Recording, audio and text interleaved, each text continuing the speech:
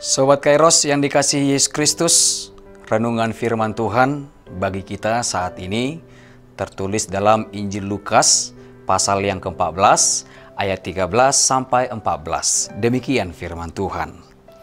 Tetapi apabila engkau mengadakan perjamuan, undanglah orang-orang miskin, orang-orang cacat, orang-orang lumpuh, dan orang-orang buta.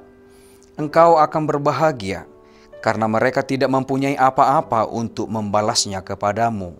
Sebab engkau akan mendapat balasannya pada hari kebangkitan orang-orang benar. Demikian. Sobat Kairos yang dikasihi Tuhan Yesus Kristus, ketika kita melihat sebuah meja dipenuhi makanan, ruangan yang dihiasi dengan indah, dan kursi-kursi ditempati oleh orang-orang terhormat, para pemuka masyarakat, pejabat gereja, tokoh-tokoh terpandang. Ini adalah gambaran umum tentang bagaimana kita manusia pada umumnya menjalin relasi.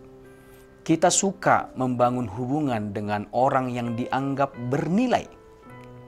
Sehingga kita juga seringkali terjebak dalam lingkaran yang eksklusif itu. Kita cenderung mengundang orang-orang yang selevel dengan kita, yang kita anggap bisa memberikan manfaat dan balasan, serta mereka yang dapat memberi pengaruh. Tetapi Yesus datang dengan seruan yang sangat kontras. Undanglah orang-orang miskin, orang-orang cacat, orang-orang lumpuh, dan orang-orang buta. Pernyataan ini sungguh mengingatkan kita untuk melihat visi kerajaan Allah yang membalikkan logika dunia. Yesus menyampaikan firman ini di tengah jamuan makan di rumah seorang pemimpin Farisi.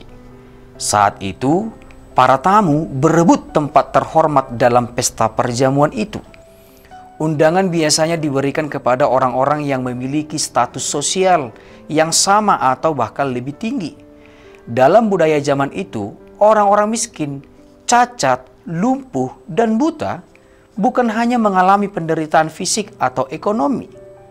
Mereka secara sosial dikucilkan, tidak terlalu bernilai diundang ke perjamuan. Mereka dianggap tidak layak duduk bersama.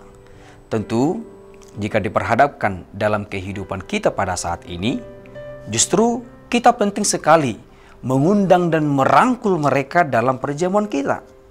Mengapa kita harus mengundang mereka? Karena mereka adalah bagian dari keluarga Allah. Hal itulah yang diserukan oleh Yesus dalam perjamuan itu. Karena kasih Allah tidak mengenal batas atau syarat.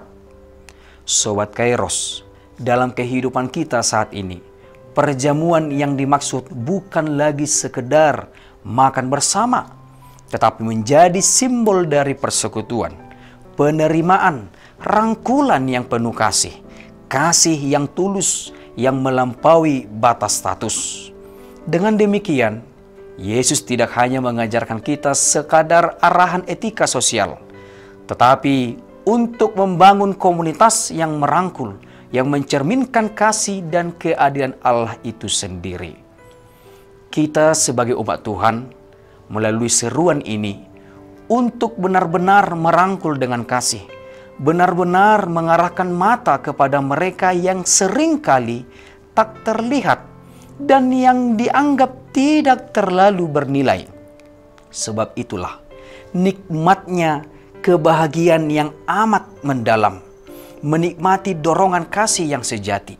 Kasih yang sejati bukanlah investasi, bukan transaksi, bukan memberi supaya diberi kembali, tetapi kasih sejati adalah tindakan murah hati. Pengajaran Yesus akan hal ini bukanlah sesuatu yang mustahil. Ia sendiri telah hidup seperti itu. Makan bersama para pemungut cukai dan perempuan pendosa, menyentuh orang penyakit kusta, memberi perhatian kepada anak-anak, juga kepada orang-orang yang terkucilkan, dan lain sebagainya. Ia mengundang kita untuk mengikuti jejaknya. Yesus pun melengkapi penegasan seruannya ini dengan jaminan, sebab engkau akan mendapat balasnya pada hari kebangkitan orang-orang benar. Artinya, Yesus tidak berkata bahwa pelayanan kita, perbuatan kita akan dibalas dengan berkat materi di dunia ini. Ia menunjuk pada upah surgawi, pada sukacita kekal. Sobat Kairos yang dikasihi Tuhan Yesus Kristus. Oleh karena itu, marilah kita menjadi bagian dari visi Allah untuk mematahkan dan menghilangkan cara-cara pandang yang hanya mencari selevel dengan membawa nilai-nilai belas kasih dalam praktik kehidupan. Sebab Yesus sendiri pun adalah tuan rumah yang mengundang kita. Kita yang berdosa, lumpuh secara moral, buta akan kebenaran, dan miskin dalam kasih. Tetapi Ia memberi tempat bagi kita di mejanya. Bukan karena kita layak, tapi karena kasih karunia-Nya. Selamat menjalani dan menikmati aktivitas. Tuhan Yesus memberkatimu. Amin.